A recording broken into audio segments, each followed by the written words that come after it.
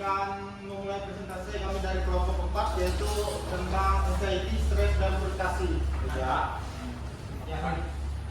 Di sini kami dari kelompok 4 yang bernama saya atas nama moderator Dimas Alexander dan juga saya Desirita. Saya Febri Pandirani Kesitu. Dan saya si Fadila. Ini kembali kepada moderator silakan. baik, sebelumnya kita masuk dalam pembahasan tentang pengertian anxiety, stres, dan frustasi. Bisa dijelaskan oleh teman kami, Destri. Baik teman-teman, kita masuk ke pengertian, yaitu yang pertama pengertian anxiety atau kecemasan adalah perasaan khawatir, takut atau berusaha yang berlebihan dan sulit dikendalikan. Jadi kalau kecemasan ini yaitu perasaan gugup, khawatir atau takut yang muncul ketika atlet menghadapi sebuah situasi penting atau sebelum atau saat pertandingan. Dan juga cemas ini muncul karena tekanan dari dalam diri atau sebuah lingkungan atau tim juga, dan juga bisa mengaruhi performa atlet jika tidak dikelola dengan baik. Masuk ke bagian stres, merupakan keadaan ketegangan mental dan emosional akibat situasi menuntut, dipengaruhi oleh faktor lingkungan, psikologis dan fisiologis yang dapat bersifat positif atau menguntungkan performa maupun negatif atau merugikan. Jadi di bagian stres ini, di stres ini yaitu dia memiliki reaksi tubuh dan pikiran. Reaksi tubuh pikiran atlet terhadap tuntutan atau tekanan dari sebuah pelatih, baik juga dia luar maupun dari dalam. Dan juga stres ini tidak selalu buruk, kadang justru bisa membuat atlet lebih semangat, tapi kalau berlebihan bisa mengganggu penampilan atlet. Jadi masuk yang ketiga, yaitu frustasi, adalah perasaan kecewa atau jengkel akibat terhalangnya pencapaian tujuan, terjadi ketika kebutuhan tidak dapat terpenuhi sehingga seseorang mengalami hambatan dalam mencapai keinginannya yang dapat direspon secara sehat dengan menunda pemuasan kebutuhan atau dengan cara tidak wajar seperti kekerasan atau pelarian ke dalam khayalan. Menurut penjelasan saya, frustasi ini perasaan kecewa atau marah karena adanya hambatan atau kegagalan dalam mencapai sesuatu dalam diri kita atau atlet. Dan juga atlet ini misalnya kita ini kan lagi bertanding, tapi kita itu kalah dalam pertandingan, itu juga bisa mengganggu penampilan kita juga sebagai atlet yang menunjukkan harapan kita bahwa kita tuh bisa menang, ternyata kita tuh kalah. Dan juga frustasi ini juga bisa membuat atlet jadi kurang motivasi jika tidak diatasi sesuai dalam diri kita sendiri. Secara singkatnya dalam ketiga poin ini,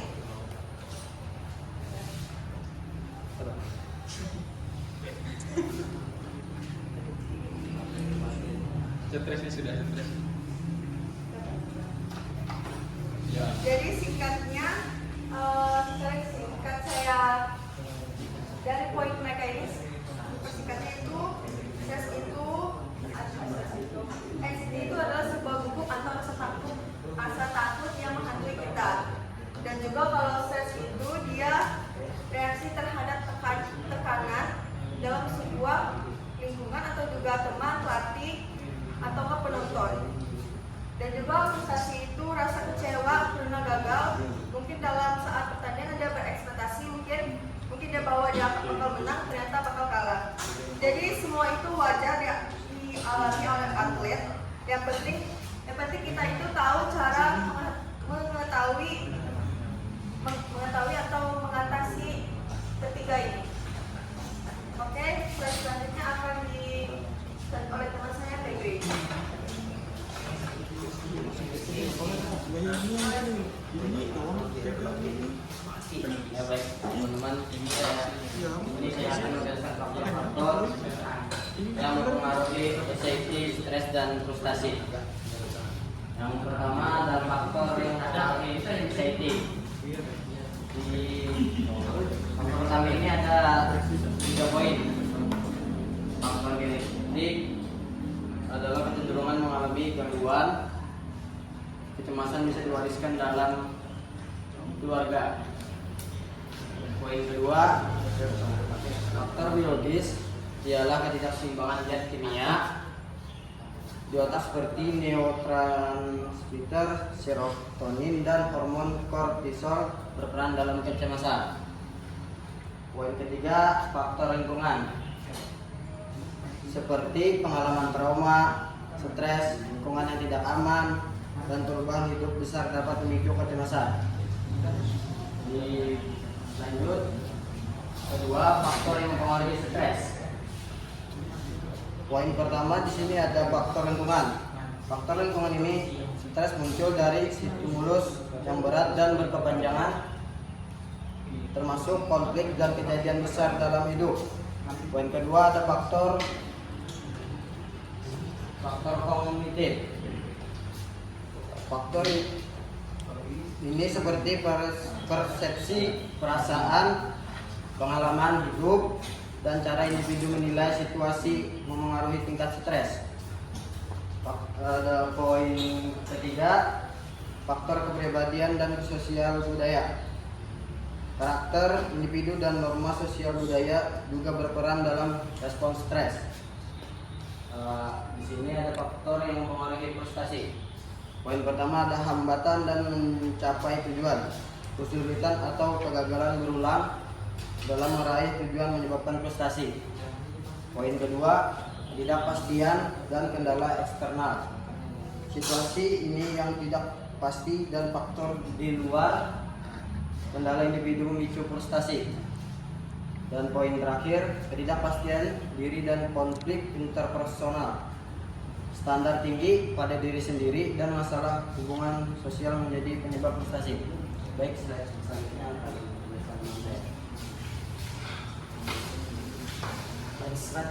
Oke. Masuk ke dalam PPT slide jenis-jenis. Jadi jenis-jenis di sini dimulai dari yang pertama jenis anxiety. Jenis anxiety dibagi 2 poin. Yang pertama ada state anxiety.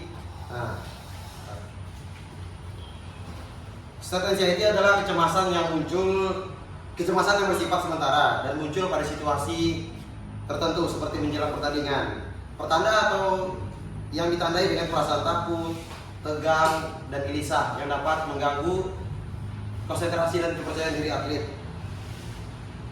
Contohnya adalah ketakutan gagal, takut cedera, takut tidak mampu menyelesaikan pertandingan dengan baik. Yang kedua adalah threat anxiety atau trait anxiety, kecemasan yang merupakan sifat bawaan dari seorang atlet atau karakteristik kepribadian seseorang, yaitu kecenderungan untuk merasa cemas dalam berbagai situasi. Jadi atlet yang mengidap threat anxiety ini cenderung merasa cemas di berbagai kondisi atau situasi, bukan hanya saat bertanding. Oke, lanjut ke jenis-jenis stres. Jenis-jenis stres di sini ada 3 poin. Yang pertama ada stres akut. Stres akut adalah stres jangka pendek yang muncul tiba-tiba akibat situasi kompetisi atau tekanan mendadak. Biasanya hilang setelah situasi selesai. Yang kedua ada stres episodik. Stres episodik ini hampir sama seperti stres akut. Tapi bedanya stres episodik ini mungkin lebih lama, berlangsung lebih lama daripada stres akut. Misalnya sebelum pertandingan, saat pertandingan, dan setelah pertandingan. Sama ini stres episodiknya akan hilang setelah situasi selesai. Yang ketiga ada stres atau stres negatif. Jadi stres ini menurunkan performa dan kepercayaan diri atlet, menyebabkan kecemasan, kemarahan, dan gangguan emosi. Lanjut masuk ke jenis-jenis frustasi. Yang pertama ada poin frustasi lingkungan. Jadi frustasi bisa muncul di lingkungan, teman-teman. Terjadi akibat halangan atau rintangan dari lingkungan sekitar, misalnya kekurangan uang, kendala fisik, dan situasi sosial yang membatasi. Masuk ke poin kedua, frustasi akibat tidak bisa mencapai keinginan atau target.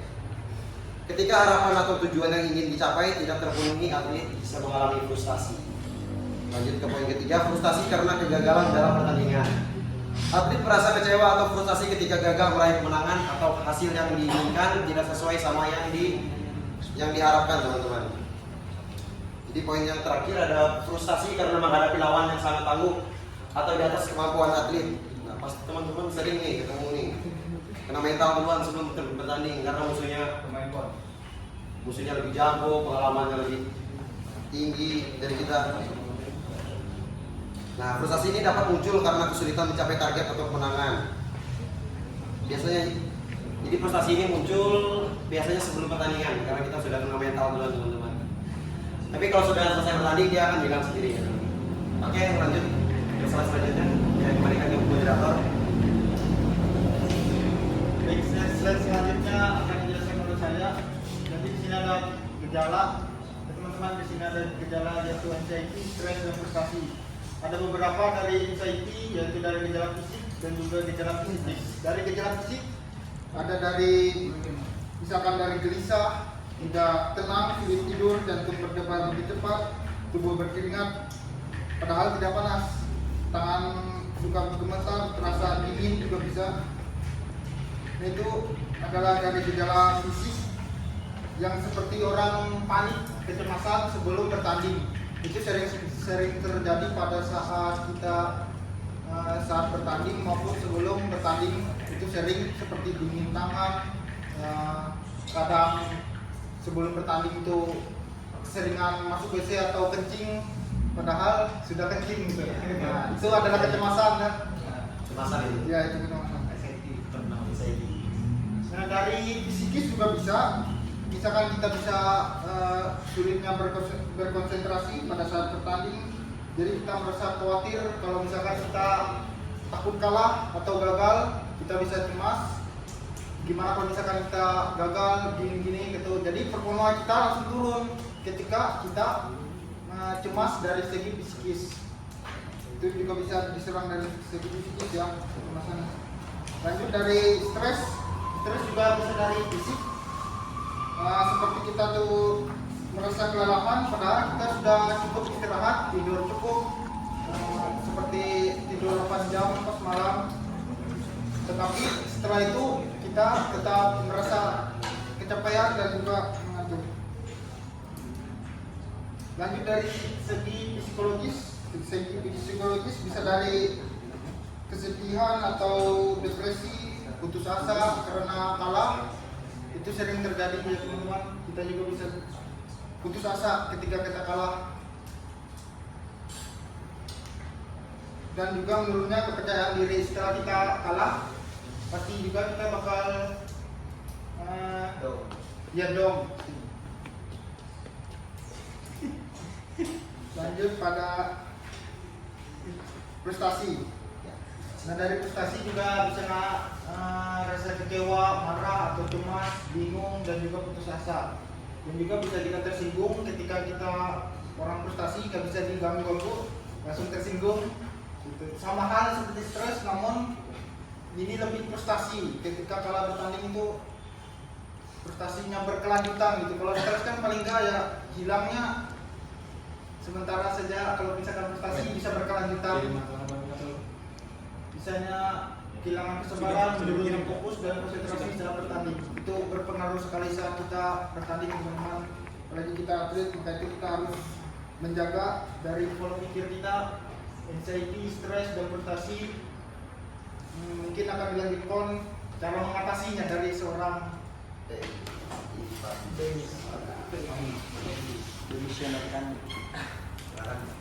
ya teman-teman, di sini ada beberapa cara untuk mengatasi anxiety dan stres dan frustasi. Yang pertama ada anxiety. Anxiety itu adalah salah satu kecemasan. Teknik contohnya teknik pernapasan itu adalah menahan napas lebih dalam seperti pernapasan dalam. Satu cara yang dapat menenangkan sistem saraf dan mengurangi ketegangan. Contohnya seperti menghirup udara lebih dalam dan perlahan melalui hidung, menahan sebentar lalu mengembuskannya secara perlahan melalui mulut ataupun hidung. Teknik kedua ada stres. Teknik kedua yaitu untuk mengatasi anxiety adalah dalam olahraga, yaitu seperti jalan kaki, menari atau dance, yoga, olahraga relaksasi lainnya. Dan yang kedua ada stres. Cara melakukan olahraga yang dapat rutin seperti yoga. Nah, seperti yoga. Berolahraga yang rutin seperti olahraga bersifat yang cukup santai seperti berhenti beraktivitas, lalu berhenti berolahraga sejenak dan beristirahat seperti meminum air dan duduk tenang. Itu salah satu cara untuk mengatasi stres. Yang ketiga frustasi. Menenangkan diri dalam teknik relaksasi. Bagaimana sih cara menenangkan diri dalam teknik relaksasi? Yaitu seperti melakukan olahraga yoga, tai chi dan ginggong. Bagaimana sih tai chi dan ginggong itu? Tai chi dan ginggong itu adalah olahraga orang Cina ya teman-teman. Olahraga orang Cina itu seperti gini, benar itu. Ya, Itu adalah salah satu orang Cina. Adalah salah satu olahraga yang dapat membantu dan mengatasi frustasi. Yang kedua ada mencari tahu penyebab frustasi itu apa. Caranya bagaimana? Dengan cara bertanya kepada diri sendiri. Kenapa kita merasakan frustasi atau merasakan hal tidak baik dalam diri kita? Masa kita tidak tahu tentang diri kita, walaupun kita sendiri kan kita merasa saya ini sakit hati, saya merenung, kenapa diri saya bisa seperti ini? Nah, kita bertanya kepada diri kita sendiri. Dan yang kedua ada berkonsultasi dengan orang yang paham tentang frustasi seperti psikolog. Karena itu dapat sangat membantu teman-teman untuk mengetahui penyebab frustasi teman-teman tersebut. Sekian itu cara mengatasi anxiety, stres dan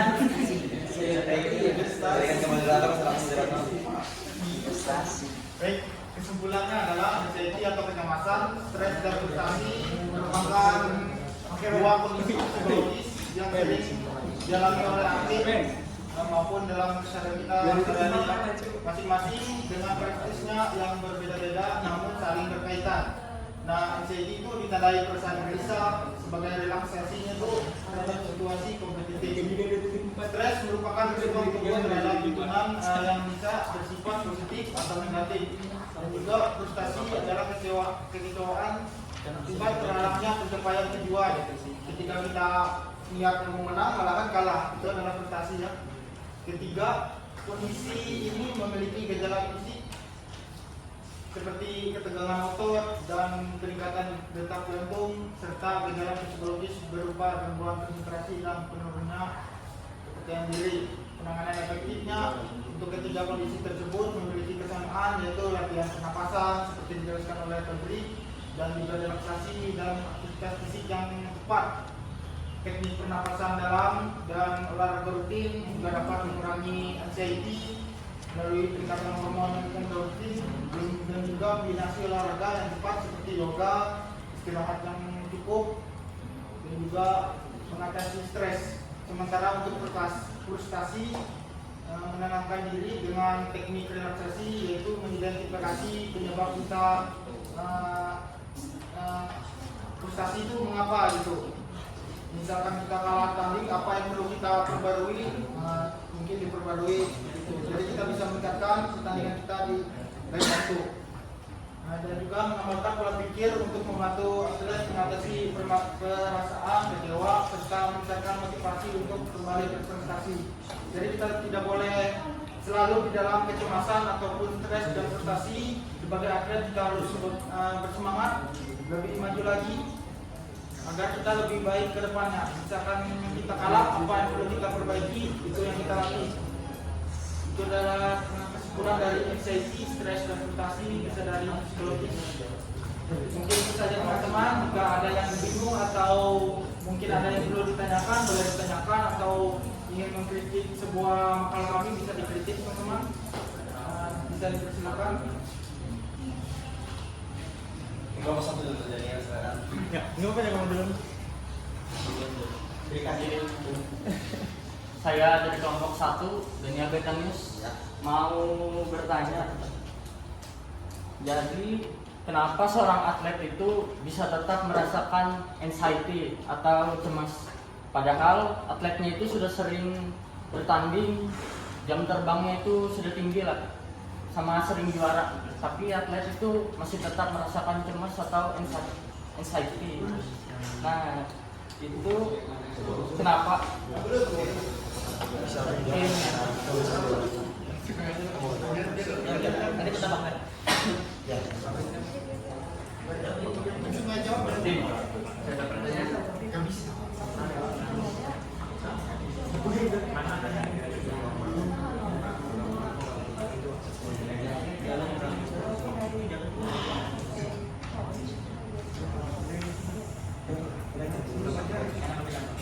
kita bahas. Langsung dijawab. Ini kenapa? Nanti dulu. Kabar lah. Jadi saya akan menjawab pertanyaan dari Daniel. Kenapa aktif Kenapa seorang atlet bisa tetap merasakan anxiety atau cemas? anxiety, kecemasan dalam jam terbang lah. Ya, karena Atlet sudah mengambil jam terbang. Ada berpengalaman lah ini. pengalaman lah. Sebenarnya itu hal wajar dan itu hal normal.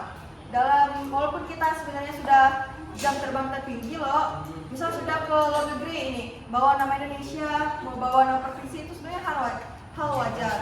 Sebenarnya kalau kecemasan itu apa ya? Maksudnya kecemasan itu dalam diri kita tuh buat Hal yang ya hal lumrah karena respon dari tubuh. Ya. Iya. Nah, jadi apa ya? Semua orang tuh bisa kena. Iya. Ya bisa kena semua. Yang Jadi, profesional, yang newbie, ya, yang lagi. walaupun kita sudah profesional sampai bawa semua medali kan, sebenarnya itu tetap bisa kita kena. Walaupun yang baru atau yang baru masuk ke dalam pertandingan gitu, sebenarnya hal wajar aja sih. Karena respon dari tubuh. Dari respon tubuh, ya reaksi tubuh kita terhadap suasana lingkungan. Nah, gimana? Oke, bisa jadi diterima. Mungkin Mikael ada tambahan dari Mikael, silakan Mikael. Oke, anxiety. Anxiety. Jadi bicara tentang anxiety itu sebenarnya ada dua kemungkinan. Anxiety itu karena faktor ini apa tadi kalah, dicaci, dimaki terusan. Nah itu bisa anxiety. Tapi anxiety juga ada yang penyakit jiwa. Iya. Nah dan ketika udah profesional, udah pengalaman, tapi kok bisa anxiety, itu nggak bisa dilakukan dengan terapi psikologi, itu harus dengan obat-obatan kayak gitu. Jadi ya kecemasan lebih anxiety disorder kayak gitu sih. Jadi bahkan beberapa atlet itu ada yang sampai bunuh diri, sorry ya. Terus ada sampai pensiun dini gara-gara masalah anxiety disorder ini. Jadi memang bisa walaupun udah profesional pengalaman tapi tetap bisa terkena anxiety. Mungkin levelnya sudah anxiety yang benar-benar kejiwaan gitu. Jadi anxiety itu nggak bisa diremehin ya teman-teman. Anxiety itu penting, makanya harus saling peduli, harus saling merangkul. Itu aja sih. Terima kasih Mikael pertanyaannya. Silakan. Ya, saya mau bertanya, Kelompok dua. apakah ada perbedaan antara kecemasan pada anak-anak dan orang dewasa? Apa tadi? Apakah ada perbedaan antara kecemasan pada anak-anak dan orang dewasa? Oke.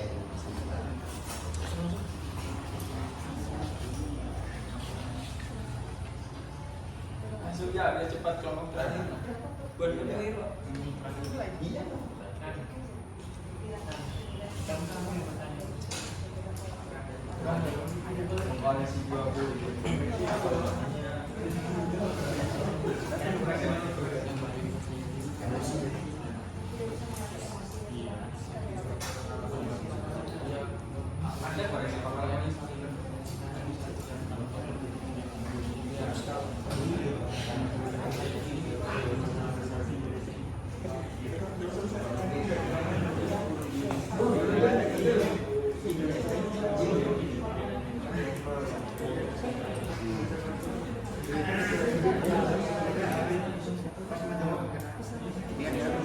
berdiskusi.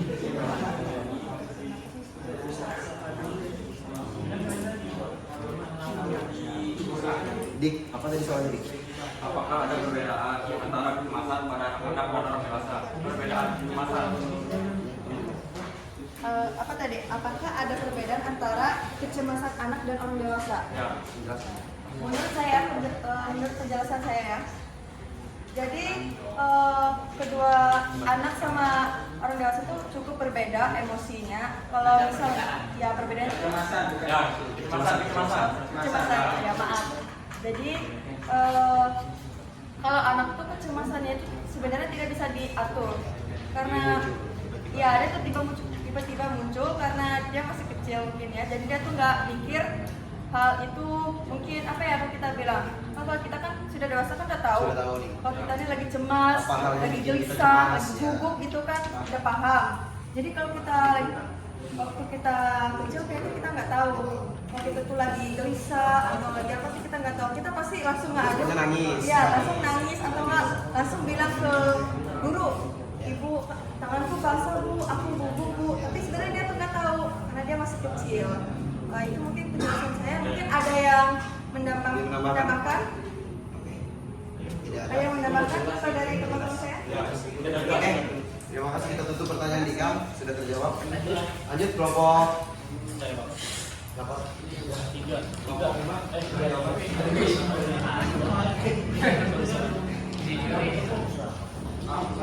Ya, silakan kelompok 3. Bisa duduk, soalnya saya Ya, nggak apa-apa. Ya, di sini saya mau merevisi sedikit makalahnya. Maaf, saya tidak ngeprint karena saya tidak mengira kalau bakalan kelompok. Ya. Nah, di sini saya akan koreksi secara digital saja. Nah, di sini bisa kita lihat kalau apanya itu tulisannya tidak sama gini, tidak satu rata. Ada yang ke depan, ada yang ke belakang dikit. Jadi memang rapi, tapi kalau secara digital itu belum rapi. Sama ini marginnya tidak konsisten. Ada yang marginnya besar atau ini kecil. Nah itu marginnya tidak konsisten. Nah iya, daftar isi juga ini. Kalau daftar isi itu lebih baik dicetak tebal ya, karena itu kan judul-judul besar. Jadi ketika dicetak tebal itu sudah lebih bagus karena setiap daftar isi ini adalah judul-judul besar. Nah, dan yang terakhir ini di bagian gejala yang ditimbulkan dari anxiety, stres dan frustasi. Nah, ini kan termasuk poin-poin. Tapi di sini tidak dibuat kayak strip atau apapun untuk menjelaskan bahwa ini poin-poin yang dijelaskan. Nah, bisa teman-teman tambahin kalau seperti strip ataupun bulatan kecil ataupun A bisa. Nah, supaya lebih bagus dilihatnya. Terima kasih. Mungkin itu saja yang bisa saya kritik tentang makalahnya. Untuk pertanyaan saya, excited ini kan bisa kita lihat video orang lain. Nah, bagaimana cara kita membantu teman kita saat excited dalam sudut pandang pelatih ataupun teman dalam 2 poin, di pelatih sama teman. Bagaimana kita bisa membantu teman kita yang excited atau kecemasan yang berlebih? Terima kasih. Baik, terima kasih Farhan atas kritiknya. Untuk pertanyaannya kami berdiskusi dulu ya Farhan.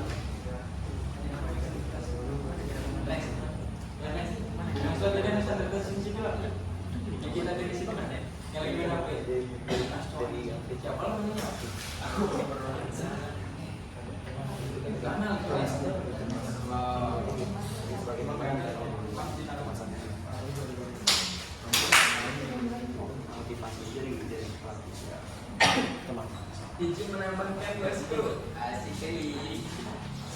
Tapi ini daftar isi tidak usah dikembali. Ini box yang di boxnya aja dikembali.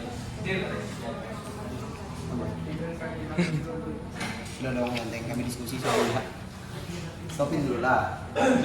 Ya, saya akan menjawab pertanyaan dari Bang Farhan. Halo Bang Farhan. Pertanyaan apa tadi? Belum bisa dijelaskan lagi pertanyaan. Hah? Diulangi lagi. Ya. Diulangi lagi. Bagaimana cara kita membantu teman yang mengalami kecemasan atau anxiety dalam sudut pandang teman yang lain? Teman dan pelajar. Nah, yang pertama dengan teman ya. Misalkan saya berteman dengan Sigit. Nah, Sigit ini mempunyai rasa kecemasan yang berlebih.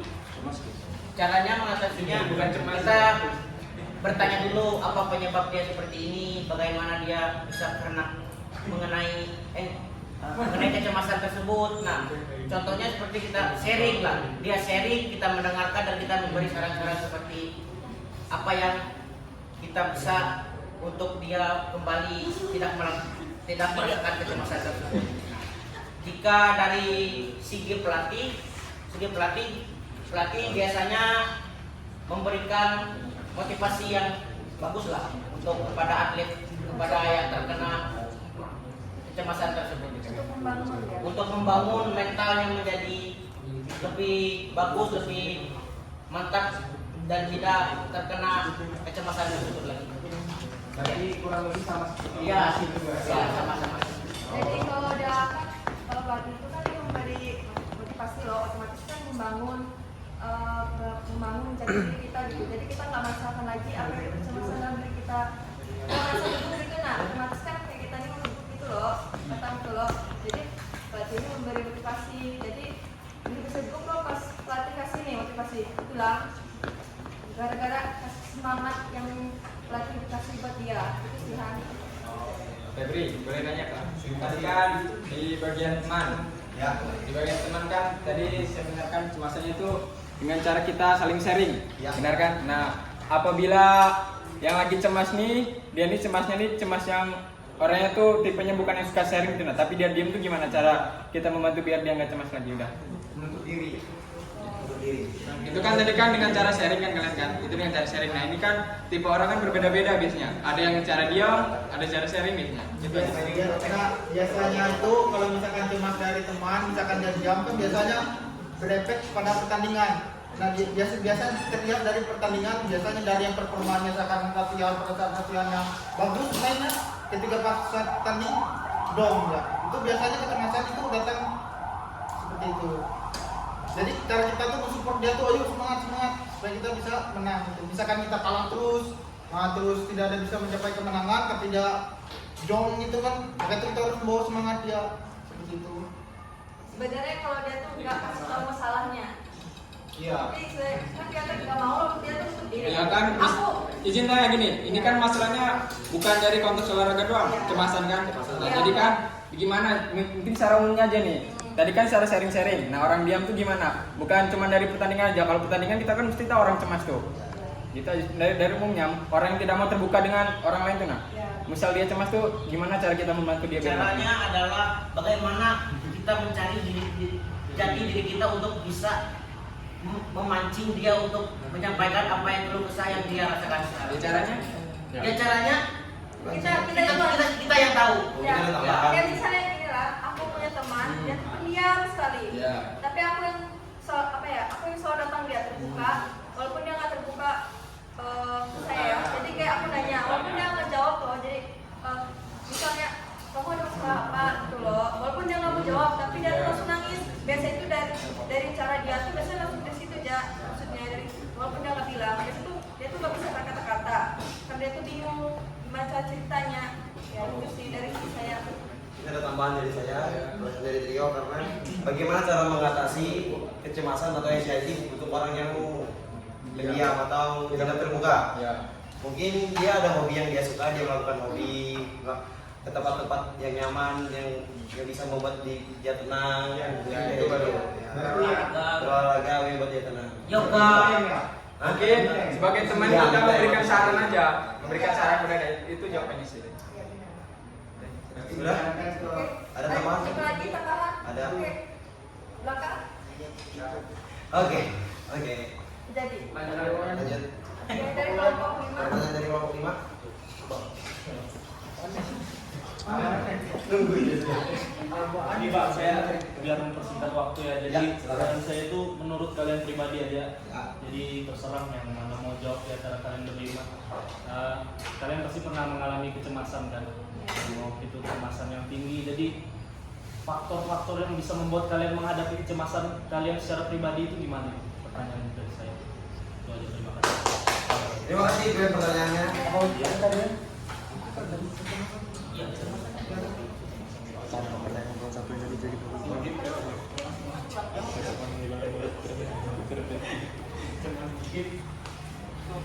Cemas dikit mabuk. Tadikan dulu Pak. Alkohol, miskin, alkohol. Saya pribadi bagaimana cara mengatasi dari saya pribadi. Nah saya pribadi kan seorang atlet basket. Jadi hamil sebulan sebelum bertanding saya sudah merasakan cemas karena skill saya stuck di situ-situ aja. Jadi anxiety saya muncul dan cara mengatasinya saya giat berlatih siang pagi malam. Pokoknya berlatih, memotivasi diri sendiri biar lebih bagus dari sebelumnya. Seperti itu aja paling. Jadi simpel aja jawabannya. Memotivasi diri sendiri sama sering berlatih. Karena dengan itu kita sudah punya cukup bekal untuk melawan lawan dan anxiety pun.